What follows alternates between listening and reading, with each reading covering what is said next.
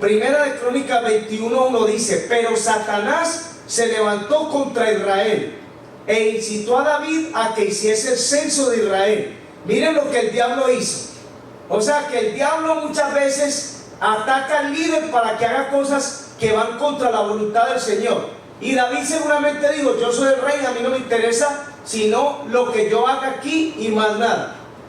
Todo lo que hagamos los seres humanos sin la voluntad del Señor tiene sus consecuencias. Recuerden todo esto. Vamos a ver los ejemplos de la Biblia de la gente que hicieron cosas afuera de la voluntad del Señor. ¿Qué le costó a Saúl actuar afuera de la voluntad del Señor? ¿Qué le costó? El reino. Fíjense ustedes, Dios le dijo: va a ir a este lugar y va a cumplir con la misión. Y no lo hizo así. Llegaron a ese lugar, las vacas las trajeron, las ovejas las trajeron, y al rey lo trajeron vivo. Y este era un rey pagano, era un hombre malísimo. Y la orden del Señor era que exterminaran a esa gente. Pero ¿qué hizo Saúl? Desobedeció, lo trajo, y el final de Saúl fue perderse por la eternidad, porque a lo último Saúl consultó una bruja, una hechicera. Miren qué interesante. Todo esto nos sucede cuando estamos afuera de la voluntad de Dios y no obedecemos lo que el Señor quiere que hagamos. ¿Qué le costó a Sansón actuar afuera de la voluntad del Señor? La vida. Le sacaron sus dos ojos, perdió su bendición. El privilegio que Sansón tenía era que el Espíritu de Jehová estaba con él, y este hombre tenía una fuerza bruta, una fuerza sobrenatural. Pero cuando Sansón puso sus ojos en una prostituta y le dijo a sus padres: a mí me gusta esta mujer, y era una filistea, y los padres le dijeron: no, porque tú eres dedicado al Señor desde cuando naciste. Pero eso no me interesa, a mí me gusta esa mujer, y a mí me gusta esa mujer. Era fuerte físicamente, pero ¿cómo era su carácter?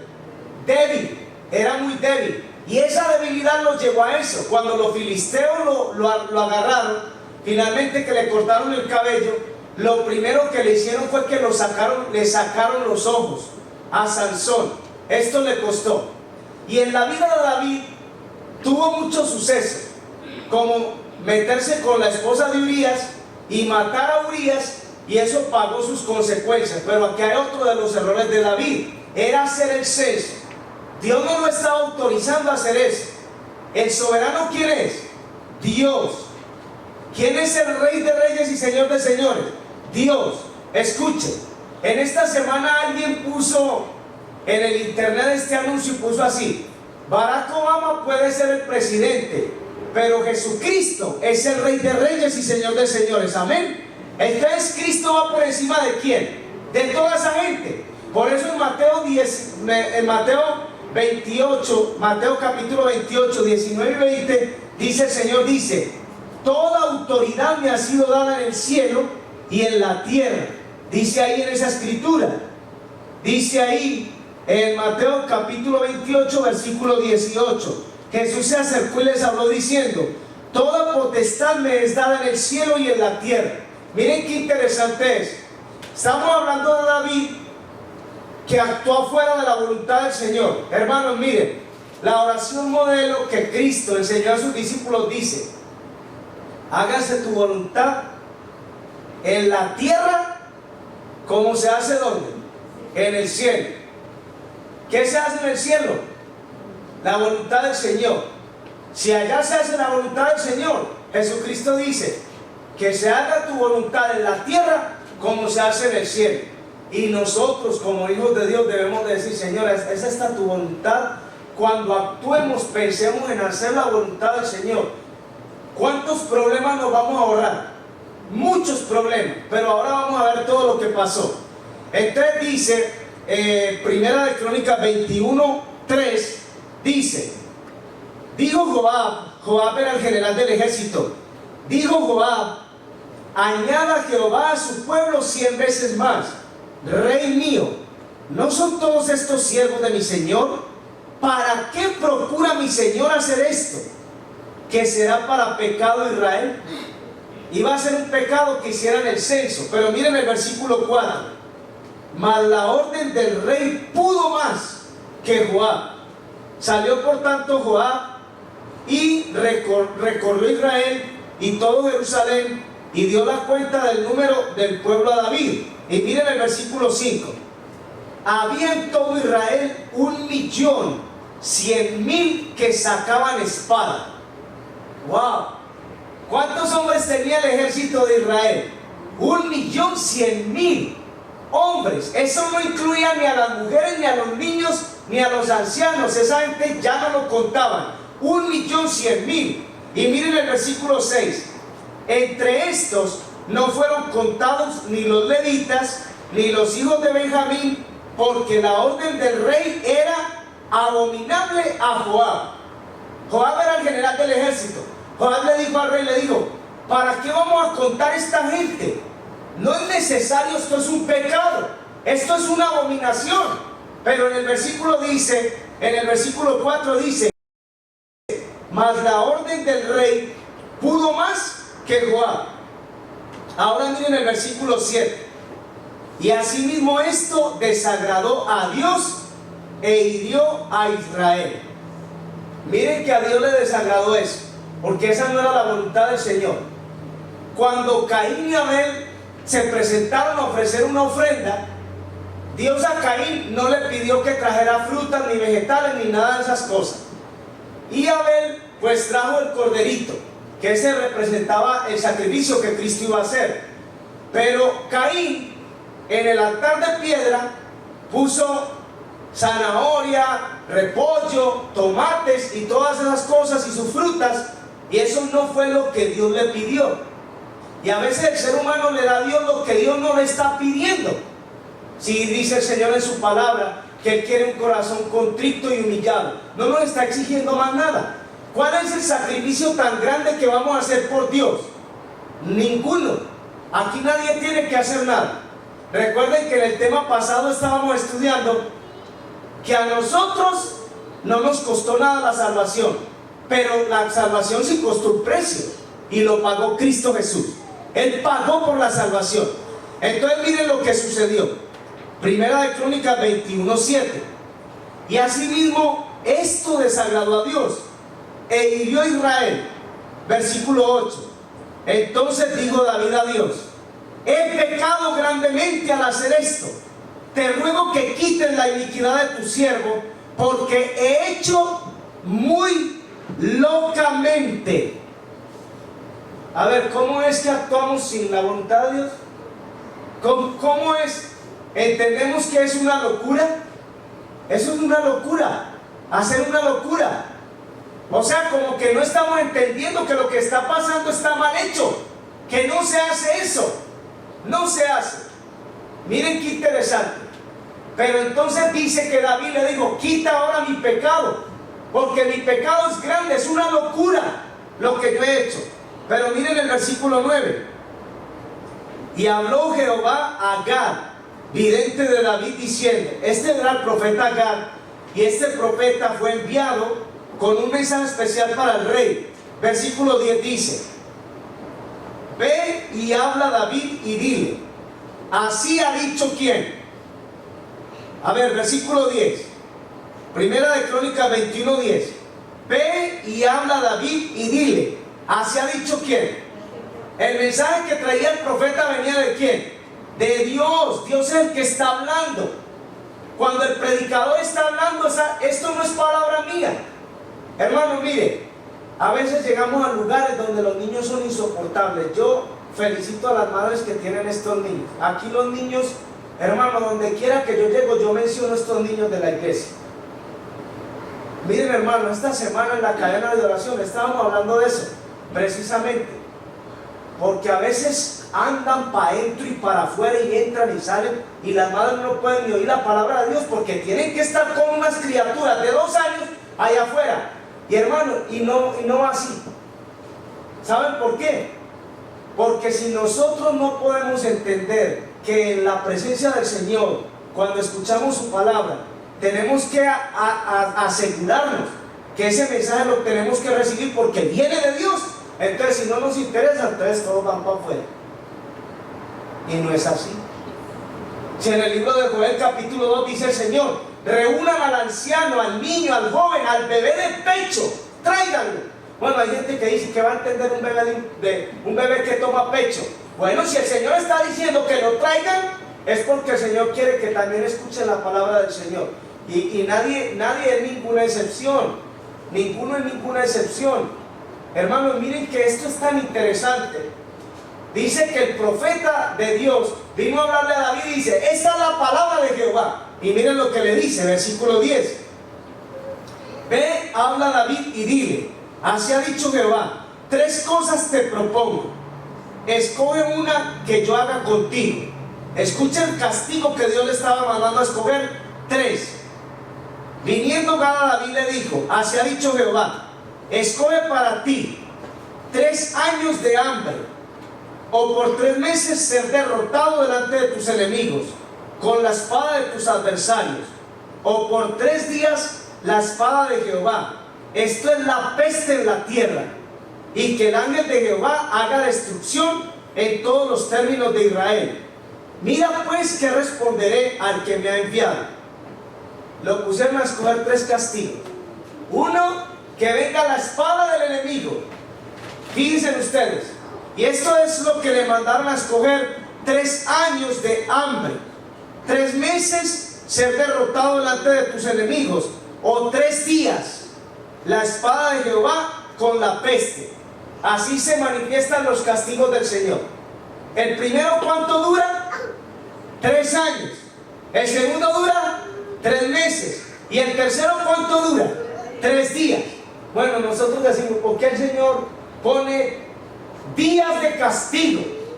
Porque este hombre no obedeció la voluntad del Señor, y el Señor no nos va a librar de las consecuencias del pecado. Ahora miren lo que dice David, versículo 13, primera de Crónicas 21:13. Esta era la lectura bíblica. Dice: entonces David dijo a Gad: estoy en grande angustia, ruego que yo caiga en la mano de Jehová, porque sus misericordias son muchas en extremo, pero que no caiga en manos de hombres.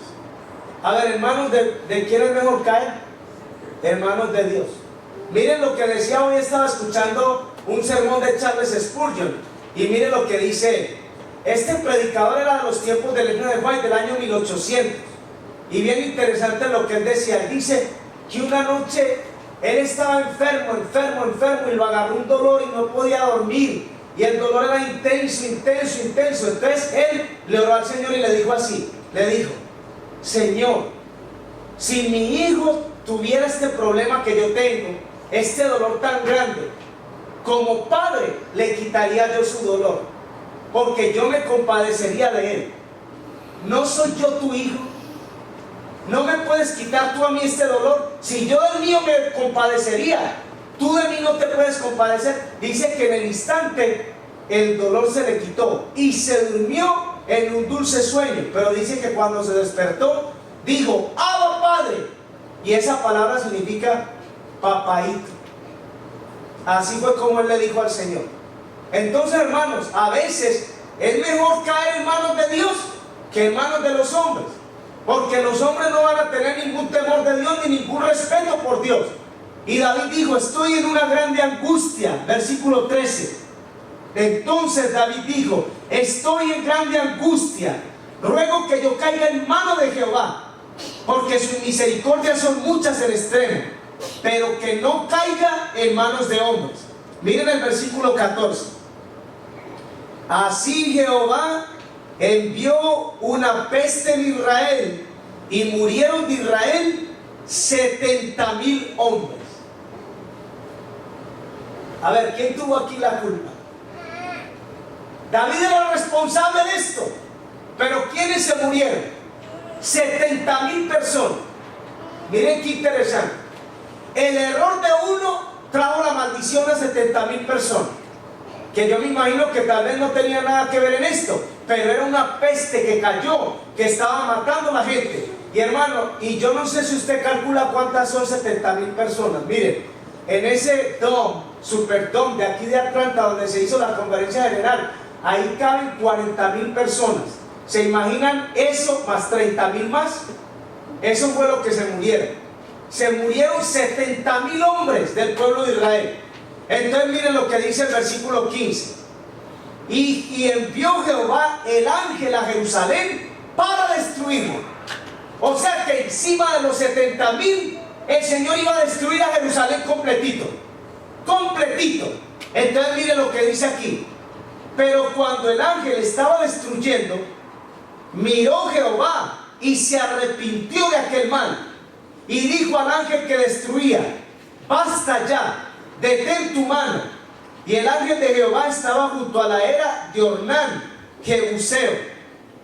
Y alzando David sus ojos, vio al ángel de Jehová que estaba entre el cielo y la tierra, con una espada desnuda en su mano, extendida contra Jerusalén. Entonces David y los ancianos se postraron sobre sus rostros, cubiertos de cilicio.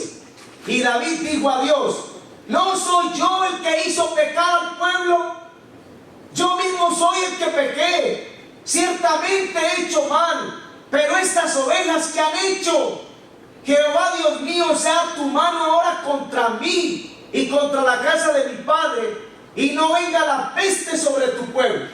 Miren qué interesante. David dijo: yo fui el que pequé, ellos no. ¿Por qué lo vas a destruir a ellos? El pecado es mío, mátame a mí, a ellos no. Pero hermanos, mire, era una lección que tenía que entender, porque Dios no hace nada sin que podamos entender las misericordias del Señor. El Señor estaba tratando así con David, para que él y los que vinieran después de él entendieran, hermano. Mire, el ser humano puede decir: voy a actuar así, así de esta manera. Nuestros primeros padres recibieron muchos privilegios y bendiciones en el Edén. Un hogar, un jardín, la presencia de los ángeles, un ambiente sano. Iban a vivir felices por la eternidad. ¿Pero quisieron eso? No lo quisieron. ¿Por qué cambiaron su hogar? Por la maldición. ¿Sabes qué tuvo que hacer el padre? Le dijo: salgan. Y los corrió. Y los sacó y puso un ángel que guardara el camino al árbol de la vida. Eso tuvo que hacer Dios el Padre. ¿Por qué razón? Hermano, porque cuando nosotros pensamos que vamos a jugar con Dios, Dios dice: este no va a jugar conmigo, ahora vas a ver con quién fue que te metiste. Ni el mismo Satanás se le va a escapar al Señor. Ahorita vamos a ver en el Apocalipsis esos versículos que dice que el Señor lo va a tirar al lago de fuego. Hermano, ¿qué hizo Satanás en el cielo? En la rebelión que hizo allá arriba, ¿arrastró a quiénes? La tercera parte de los ángeles del cielo. ¿Y qué hizo el Señor allá arriba con él? Ay, pobrecito, esto es un ángel que es como mi hijo también, aquí se queda aquí arriba. ¿Hizo eso el Señor? No, hombre, que va para afuera, lo tiró. Dijo: este va a ver que va a salir de aquí. Y la palabra de Dios dice que fueron arrojados del cielo Satanás y sus ángeles. Hermanos, esto que sucedió en la experiencia de David nos tiene que enseñar mucho a nosotros, porque dice que David le dijo al Señor: yo fui el que pequé, yo fui el que cometí este error, mátame a mí, a la casa de mi padre, pero estas ovejas no han hecho nada, ¿por qué lo vas a destruir? Miren el versículo 18, Primera de Crónicas 21, 18. Y el ángel de Jehová ordenó a Gad que dijese a David que subiese y construyese un altar a Jehová en la era de Ornán, Jebuseo. Entonces David subió conforme a la palabra que Gad le había dicho en nombre de Jehová, y volviéndose a Ornán, vio al ángel, por lo que se escondieron 4 hijos suyos que con él estaban. Y Ornán trillaba el trigo. Y viniendo David a Ornán, miró Ornán y vio a David, y saliendo de la era, se postró en tierra ante David. Entonces dijo David a Ornán: dame este lugar de la era para que edifique un altar a Jehová, dámelo por su cabal precio, para que cese la mortandad en el pueblo. Y Ornán respondió a David: tómala para ti, y haga mi señor el rey lo que bien le parezca, y aún los bueyes daré para el holocausto, y los trillos para la leña, y trigo para la ofrenda. Yo lo doy todo. Miren este hombre lo que hizo. Fue David a pedirle una cosa y dijo, no, no, yo te la voy a regalar. Te voy a regalar los bueyes y la madera. Y el trigo con el que se va a hacer el pan, te lo voy a regalar. Todo te lo voy a dar. Pero miren el versículo 24. Entonces el rey David dijo a Ornán, no, sino que efectivamente la compraré por su justo precio, porque no tomaré para Jehová lo que es tuyo, ni sacrificaré holocausto que nada me cueste. Miren qué interesante. ¿Le vamos a dar al Señor algo que no nos cuesta? ¿Le vamos a ofrecer al Señor algo que no tiene ningún valor delante de los ojos de Dios? Cuando todo lo que Él nos ofrece tiene un valor, en cualquier área tiene valores, y el Señor nos lo regala como la vida eterna, que aunque nosotros no la hemos comprado, pagó Cristo el precio más alto. Y cuando le vamos a devolver algo a Él, le devolvemos muchas veces eso que no tiene ni siquiera ningún valor. Esta semana hablábamos en la cadena de oración precisamente de esas 3 letras T por los que se compromete el administrador de Dios: el tiempo, los talentos y los tesoros. El tiempo es el tiempo del que usted dispone. ¿Cuántos días tiene un año? 365 días. Si cada día son 24 horas de cada día, ¿cuánto es 24 por 365? Fíjese cuántas horas tiene ese año. Y ahora, si una hora son 60 minutos, ¿cuántos minutos habrán en todo ese año? Hermano, no tenemos tiempo para Dios cuando Él nos da todo. Por eso el rey David estaba diciendo, tú me vas a regalar a mí esta era, los bueyes, la leña y el trigo. No, yo lo pago por su justo precio, porque no le voy a dar nada al Señor que no me cueste, que no me cueste. Y miren lo que dice en el versículo 25. Y dio David a Ornán por aquel lugar el peso de 600 siclos de oro, lo pagó en oro. Y edificó allí David un altar a Jehová, en el que ofreció holocaustos y ofrendas de paz, e invocó a Jehová, quien le respondió por fuego desde los cielos, en el altar del holocausto. Entonces Jehová habló al ángel, y éste volvió su espada a la vaina. Viendo David que Jehová le había oído en la era de Ornán Jebuseo, ofreció sacrificios allí. Y el tabernáculo de Jehová que Moisés había hecho en el desierto, el altar del holocausto, estaba entonces en el lugar alto de Gabaón. Pero David no pudo ir allá a consultar a Dios, porque estaba atemorizado a causa de la espada del ángel de Jehová. Miren el capítulo 22, versículo 1.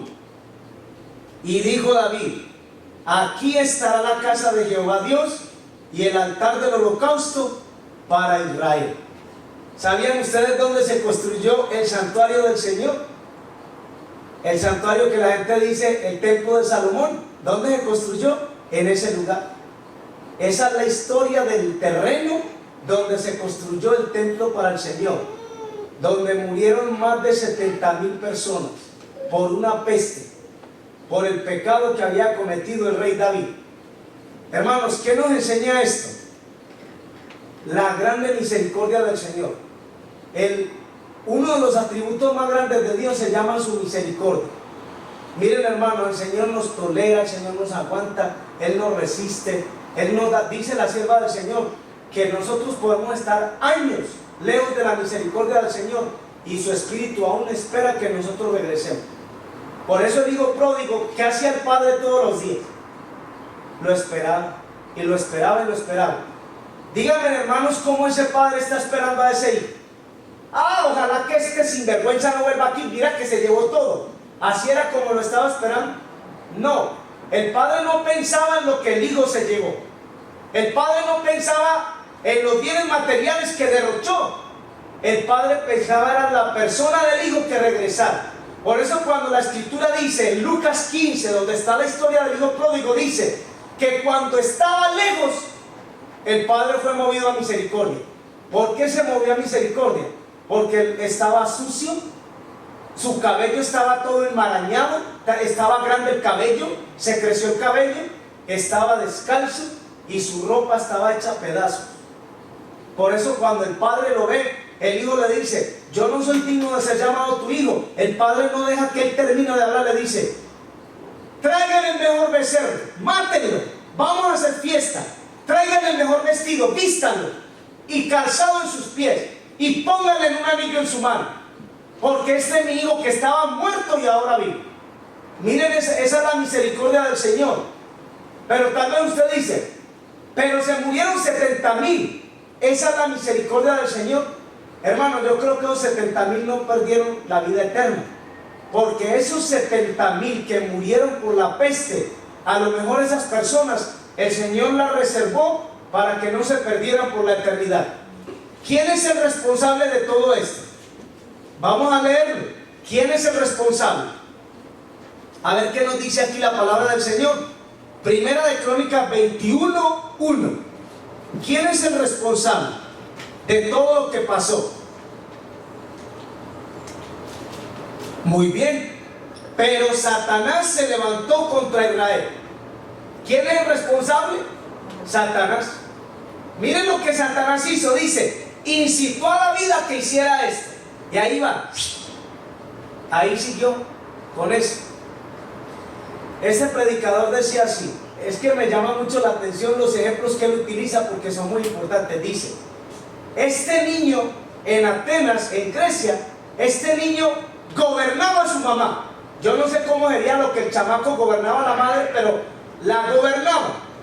Y la madre gobernaba a su esposo, o sea que al padre del niño. Y el esposo era un alto funcionario en el gobierno allá en Atenas, en Grecia. Entonces quiere decir que si el niño gobernaba a la madre y le daba órdenes y la manipulaba, entonces la madre gobernaba a su esposo y su esposo gobernaba toda la ciudad porque era un alto funcionario.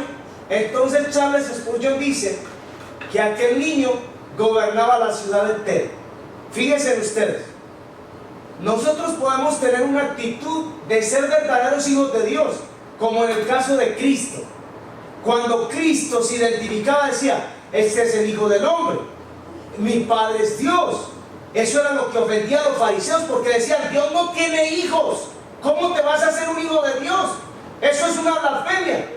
En el tema de anoche estábamos viendo cuando Cristo sanó al paralítico, que los fariseos dijeron, ¿y este qué se cree? ¿Se cree Dios que va a perdonar pecados? Y él dijo, pues para que miren que sí tengo autoridad para perdonar pecados y para sanar, le digo al paralítico, levántate y anda. Satanás es el que quiere arrebatarnos la bendición. Satanás es el que nos incita a lo malo, a buscar lo malo. Y miren esta escritura, Lucas 22:31. San Lucas capítulo 22 y versículo 31. Esta declaración es muy interesante, la vamos a buscar para que podamos mirar esta declaración. Es Cristo el que está hablando acá. San Lucas capítulo 22 versículo 31. Dijo también el Señor a Simón, Simón, Simón, he aquí Satanás os ha pedido para zarandearos como a trigo, pero yo he rogado por ti que tu fe no falte, y una vez vuelto confirma a tus hermanos. A ver, ¿qué era lo que Satanás iba a hacer aquí? Porque dice, el Señor le dice a Pedro, le dice, Satanás te ha pedido a ti para zarandearte como a trigo, yo he rogado por ti para que tu fe no falte. Hermanos, ¿podemos decir que David fue zarandeado como trigo? Sí, porque David dejó que el diablo lo incitara. O sea, como que el diablo lo empujó a hacer eso. Dígame una persona que está allá en la orilla de un precipicio, caminando así, haciendo el equilibrio. ¿Qué puede hacer Satanás con esa persona? ¡Pum! Empujarlo y se va al abismo. Y esa persona pierde la vida. Satanás le está dando a esa persona la intención de que él tiene poder, de que su equilibrio es perfecto, de que no se va a ir allá abajo. Mi papá decía así, al panadero se le quema el pan y el médico también se enferma. Yo no entendía eso, ¿cómo así? Que al panadero también se le quema el pan y el médico también se enferma. Pues sí, ninguno de nosotros podemos pensar que a Satanás no va a hacer nada con nosotros ni nos va a derrotar, porque en el caso de Cristo, Satanás lo agarró físicamente, lo llevó allá arriba en la torre de la iglesia, del templo, y le mostró todos los reinos de la tierra. ¿Por qué lo agarró y lo llevó allá? ¿No era ese una falta de respeto contra el Hijo de Dios? Pero como dice la hermana Elizabeth, lo agarró porque tiene ese poder, que Cristo no le ha quitado ese poder, ni Dios le ha quitado ese poder, hasta que no venga Cristo a buscar cuentas con él. Miren qué interesante. Lucas capítulo 22, versículo 31. Dijo también el Señor: Simón, Simón, he aquí Satanás os ha pedido para zarandearos como a trigo, pero yo he rogado por ti que tu fe no falte, y una vez vuelto confirma a tus hermanos. A ver, si Satanás me ataca a mí, estaba atacando a Pedro, me ataca a mí, pero el Señor le dice: cuando resistas la prueba, vaya a fortalecer ¿a quién? A sus hermanos. ¿Qué es lo que quiere decir? ¿Que qué puede hacer Satanás ahí? Que no solamente conmigo va a hacer eso, sino que también con los que están en la misma fe, con los que comparten la misma creencia. Hermano, esta semana yo compartí en la página de Facebook una declaración del pastor Esteban Bor. Él dice: la vasta mayoría de los adventistas de hoy en día van a apostatar. Y ya la gente empezó a compartir esto y a compartirlo, y el video titula El remanente del remanente. Usted lo va a ver en la página mía. La gente piensa que eso no va a pasar. La iglesia adventista es la iglesia de Dios, y esto nunca va a pasar. Hermanos, eso jamás debemos nosotros de imaginarnos, ni de pensar que no va a pasar. Satanás va a luchar con todo lo que tiene hasta lo último para destruir este pueblo, para dividir este pueblo, para sembrar la cizaña, para sembrar intrigas, para sembrar divisiones, para sembrar odio entre la gente, para que el pueblo está dividido. Hermano, ninguna otra denominación está dividida como esta, ninguna. Ese es el trabajo que hace Satanás. Por eso estábamos viendo en 1 de Crónicas 21, dice: Satanás incitó a David para que hiciera un censo. Y mire todo lo que pagó, cómo sus consecuencias llegaron, hermano, a pagar tanto como el Señor había dicho en su palabra. Ahora miren lo que dice Zacarías capítulo 3, versículo 1, porque este es nuestro enemigo. Zacarías 3, 1. Vamos a buscar esta escritura. Es un poquito difícil encontrar esto, está más adelante del libro de Daniel. Zacarías capítulo 3, versículo 1. Zacarías 3, 1. Zacarías está por allá antecitos de Malaquías, de Mateo. Cuando usted llegue a Mateo, está Malaquías, y antecitos de Malaquías está el libro de Zacarías.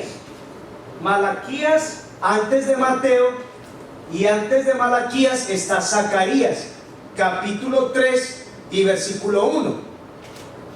Me mostró al sumo sacerdote Josué, el cual estaba delante del ángel de Jehová, y Satanás estaba a su mano derecha para acusarlo.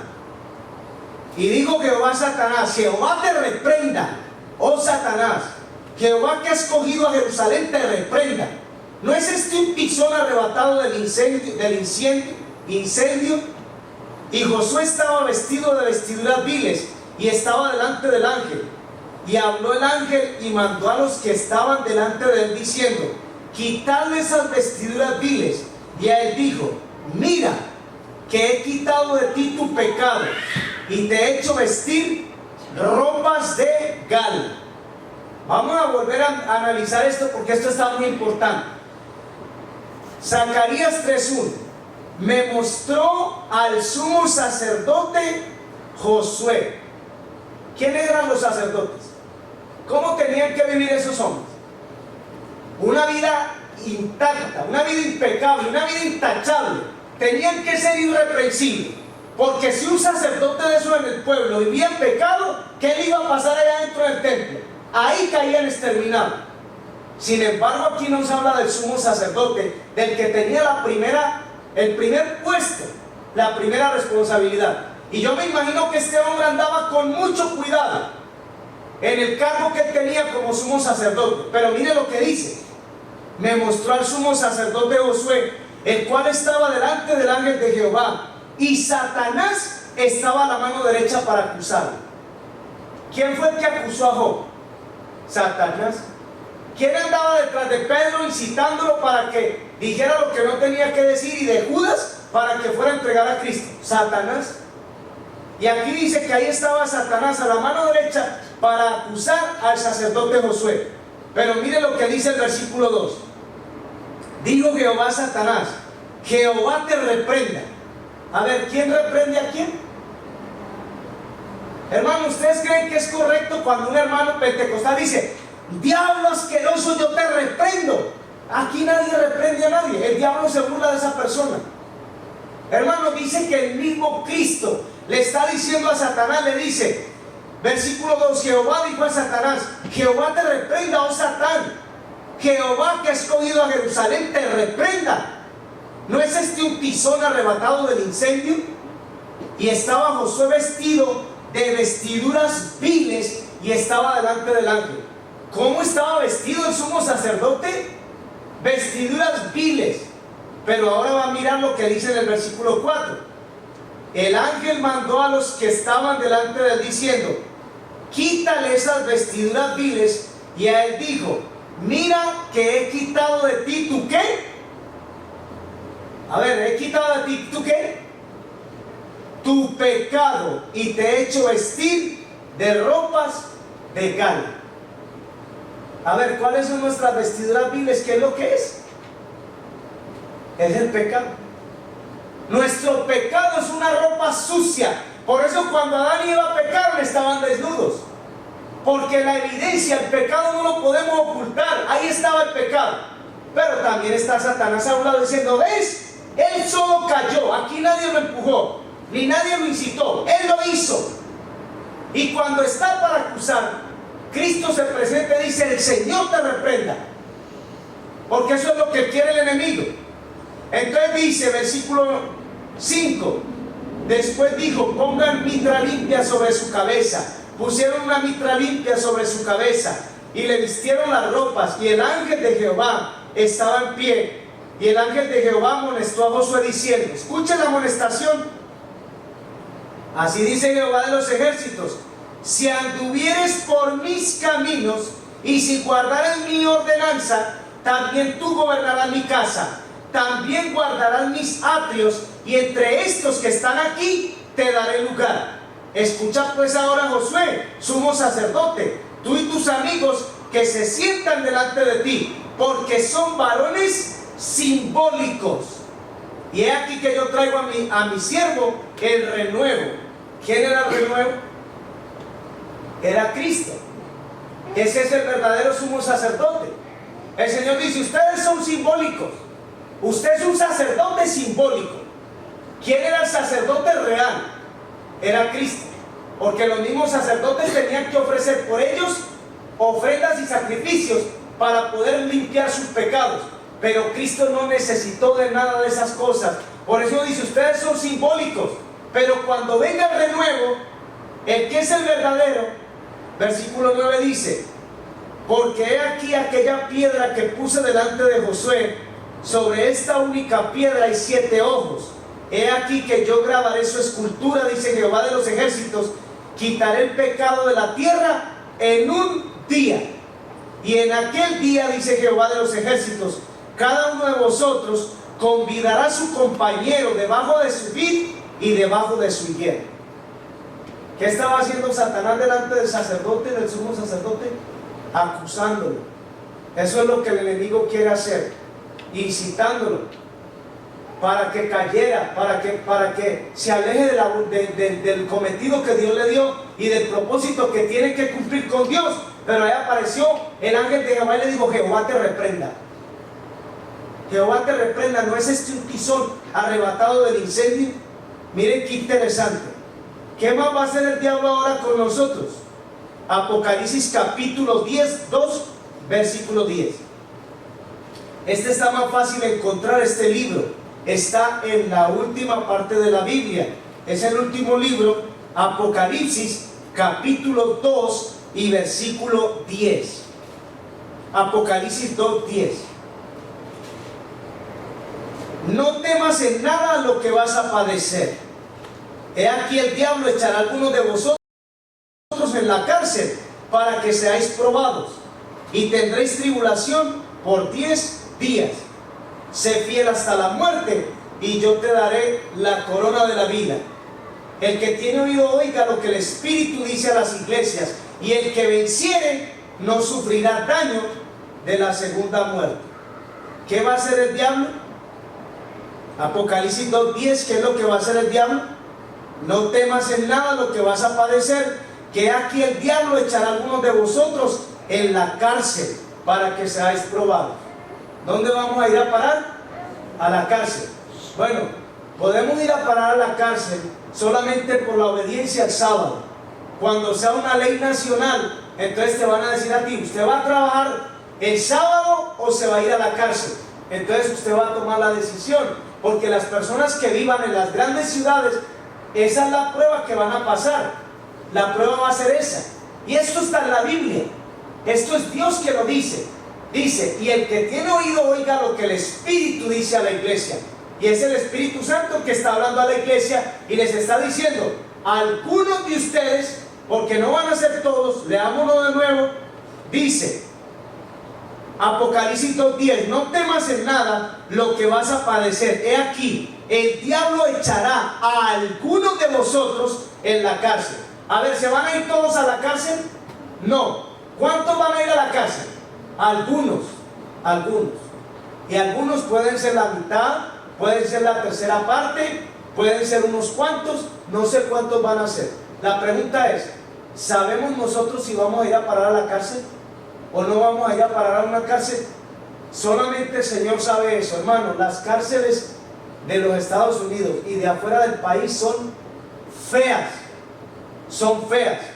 Yo visité la cárcel del Cerezo en Tapachula, y cuando yo llegué a esa cárcel, hermano, usted entra con miedo, porque hay unas caras ahí de asesinos y de secuestradores, de violadores de niños y todo eso, que cuando usted los ve, usted no siente ni le inspira ninguna confianza, sino que usted tiene miedo de esa gente. Esa gente casi se te quiere lanzar encima. Allá cuando estábamos visitando un hermano en la cárcel del Cerezo, allá en Tapachula, entonces salieron todos los presos y se nos echaban encima, y entonces decía, un pesito, hermanito, un pesito, te piden un pesito. Y el que iba atrás de mí me decía, no te detengas, sigue, camina, ignóralos, sigue, porque si te detienes ahí, te sacan la billetera, te meten la mano al bolsillo y te arrancan todo, ellos mismos. Entonces tienes que seguir. Y pasamos un patio, otro patio, un pasillo, hasta llegar al final donde íbamos a visitar a un muchacho. Esa es la cárcel. Cristo dice, yo estuve en la cárcel y no me visitaste. Es un deber de nosotros como cristianos visitar a las personas que están detenidas, y en la cadena de oración los hermanos oran por los presos, por la gente que está detenida en la cárcel. Dice Apocalipsis 2:10, no temas en nada lo que vas a padecer. El diablo echará a algunos de vosotros en la cárcel para que seáis probados. Tendréis tribulación por 10 días. Sé fiel hasta la muerte, y yo te daré la corona de la vida. Ahora miren lo que nos dice Primera de Pedro 5:8. Tenemos que conocer bien a nuestro enemigo. Atrasito de Apocalipsis está Primera de Pedro, el libro de Primera de Pedro, capítulo 5 y versículo 8. Sed sobrios y velad, porque vuestro adversario el diablo, como león rugiente, anda alrededor buscando a quien devorar, al cual resistir firmes en la fe, sabiendo que los mismos padecimientos se van cumpliendo en vuestros hermanos en todo el mundo. O sea que en el mundo entero hay gente luchando contra el diablo. El enemigo lucha. Él no va a dejar de luchar, pero la escritura dice, resistid al diablo y Él va a huir de vosotros. Eso es lo que tenemos que hacer. Hermanos, ¿qué pasa cuando no queremos orar? O cuando no queremos leer la Biblia. ¿Quién trae ese desánimo sobre nosotros? A ver, ¿quién es el que nos desanima para que no vengamos a la iglesia? Tenemos que luchar con esta naturaleza. Jacob le dijo al Señor: yo no te soltaré hasta que no me bendigas. Una hermana en la iglesia decía: si me botan de la iglesia, yo me meto por una ventana. Y si me cierran la ventana, me meto por la puerta de atrás. Pero nadie me va a sacar de la casa del Señor, que es casa de Dios. No de ningún hombre, para que no reclamen ese lugar como propiedad. Es Dios el dueño. ¿Quién es el que trae el desánimo para que digamos: no, ya no, no, yo no, no, ¿a qué voy? ¿Quién hace eso en nuestra vida? Si Satanás incitó a David para que David hiciera el censo y sucediera todo lo que sucedió, dígame, ¿qué no va a hacer Satanás con nosotros? Apocalipsis 2:10 dice: algunos de vosotros los va a echar Satanás a la cárcel. Ahora aquí en esta escritura dice: anda alrededor buscando a quien devorar. Ese es el plan de Satanás. Ahí anda, ahí anda, ahí anda. Miren esta escritura. Es 2 de Corintios capítulo 2 y versículo 11. 2 de Corintios, está por allá atrásito. 2 de Corintios 2:11. Muy interesante esto que dice aquí en este versículo que vamos a leer.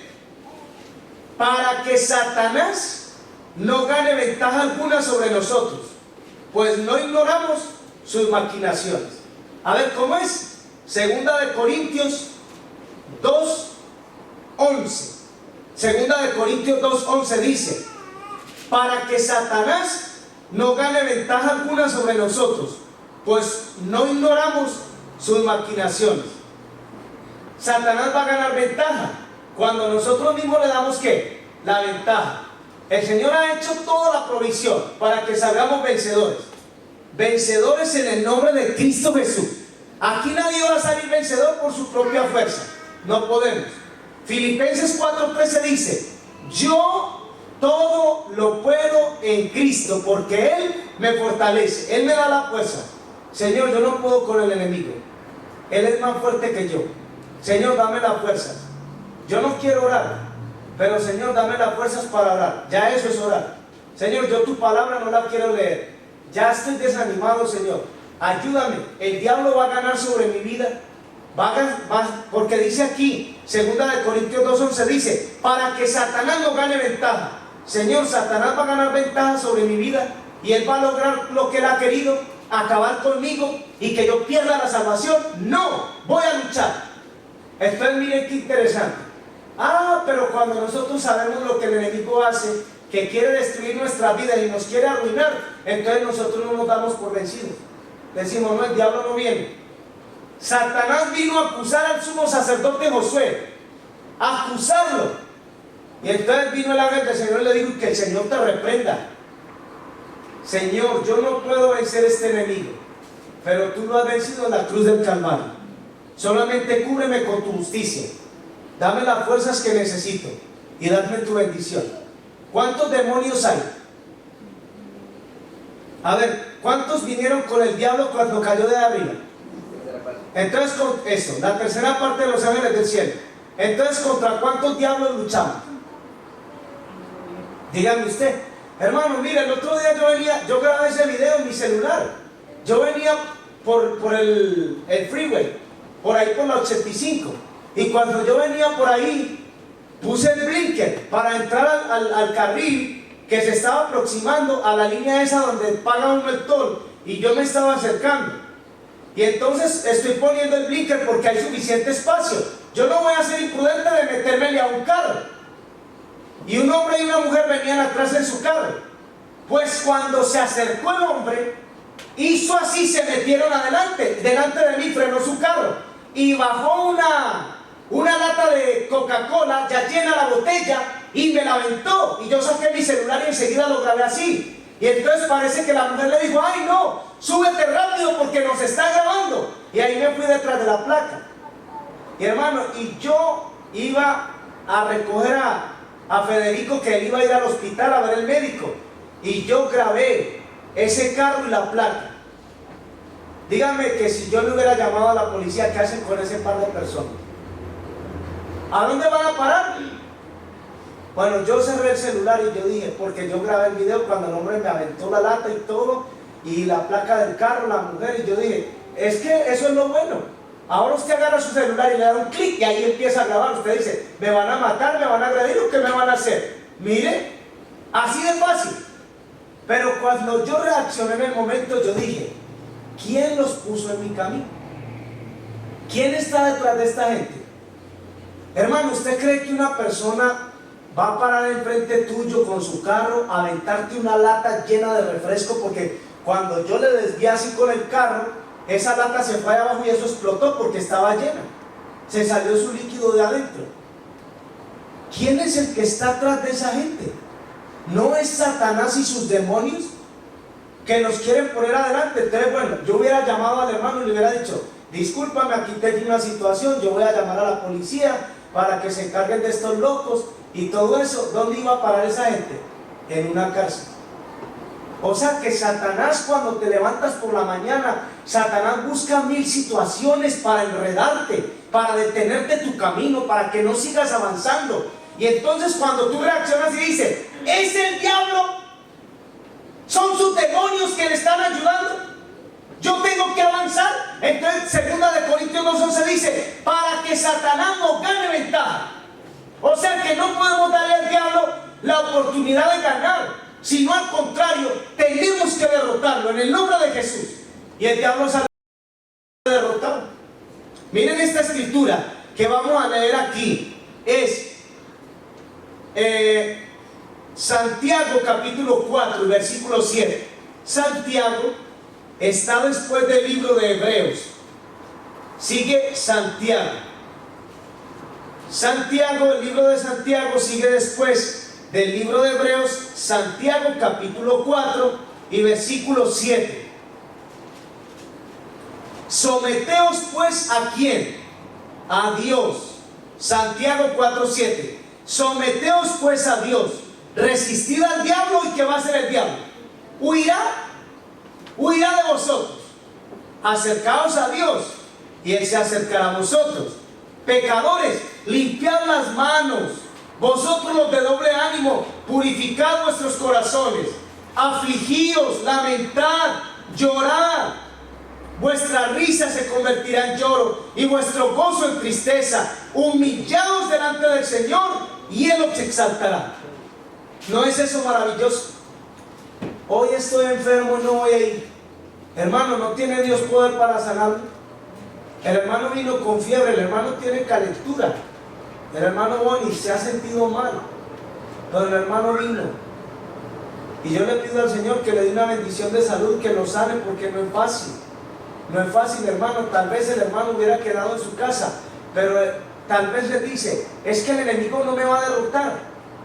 El enemigo no me va a derrotar si todavía me quedan las fuerzas. Yo con estas fuerzas voy a luchar. Voy a ir a la iglesia para que el Señor me dé su bendición. Si Charles Spurgeon no podía dormir por el dolor y el dolor y el dolor, y él le dijo al Señor, si mi hijo enfermo me pidiera que lo ayudara porque tiene un dolor muy grande, yo contestaría su ruego. ¿Acaso yo no soy un hijo tuyo? ¿No me vas a tratar como tal y no me vas a quitar este dolor? Y dice que en el momento se desapareció su dolor y se durmió en un sueño tranquilo. Así tenemos que luchar con Dios. David, cuando vino el ángel a destruir a Jerusalén, David dijo, ¿qué hicieron ellos? Yo fui el que pequé, mátame a mí. Bueno, Dios no lo iba a matar a él, pero David dijo, yo soy el que tengo la culpa aquí.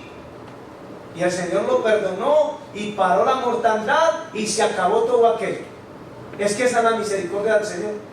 Por eso dice ahí en esa escritura de Santiago, cuando estamos leyendo, dice, aflíjanse, lamenten, humíllense delante del Señor y el Señor los exaltará. Eso dice Santiago 4:10. Humillaos delante del Señor y Él los exaltará. Miren qué tan interesante. Hermanos, ¿qué va a pasar con nuestro enemigo? Vamos a ver Apocalipsis capítulo 12, versículo 10. Apocalipsis capítulo 12 y versículo 10.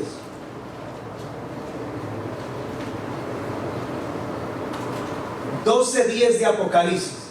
Entonces oí una gran voz en el cielo que decía: ahora ha venido la salvación, el poder y el reino de nuestro Dios y la autoridad de su Cristo, porque ha sido lanzado fuera, ¿quién? El acusador de nuestros hermanos, el que los acusaba delante de nuestro Dios día y noche. Y ellos le han vencido por medio de la sangre del Cordero y de la palabra del testimonio, y menospreciaron sus vidas hasta la muerte. Por lo cual alegraos cielos y los que moráis en ellos. Ay de los moradores de la tierra y del mar, porque el diablo ha descendido a vosotros con gran ira, sabiendo que tiene poco tiempo. El tiempo le llegó a su final a Satanás. No será para siempre. No será para siempre, que este enemigo, hermano, estará causando estragos sobre toda la tierra. Tenemos un poderoso capitán que nos dará las fuerzas para vencer en el nombre de Cristo Jesús, en todas las áreas. Hermano, no nos demos por vencidos. Tenemos que luchar. Estamos en el mes de septiembre, octubre, noviembre y diciembre. 3 mesecitos más, se acabó el 2016. Hermanos, ¿piensan ustedes que va a ser mejor el 2017? ¿Verdad que no? No. Hermano, entonces si hemos tenido luchas en nuestra vida espiritual, y si el enemigo ha tratado de vencernos, entonces recordemos hoy, en este momento, que solamente somos vencedores por el poder de Cristo Jesús. Que solamente Cristo Jesús nos va a dar las fuerzas para llegar al cielo con Él. Satanás, alguno de vosotros va a echar a la cárcel, no importa. ¿Con quién voy a ir a la cárcel? Con Cristo. Porque Él dice: yo estuve en la cárcel y ustedes no me visitaron. Con Cristo voy a ir a la cárcel. Y si voy a la muerte, ¿con quién voy a la muerte? Con Cristo. Con Él voy a la muerte. Y cuando Él venga por segunda vez, ¿con quién me iré? Con Cristo Jesús. Entonces, mis amados hermanos, separados de Cristo no podemos hacer nada. Hoy esa es la oportunidad de decirle al Señor que nos ayude a fortalecernos en su poder, en su palabra, y para que salgamos victoriosos en el nombre de Cristo Jesús.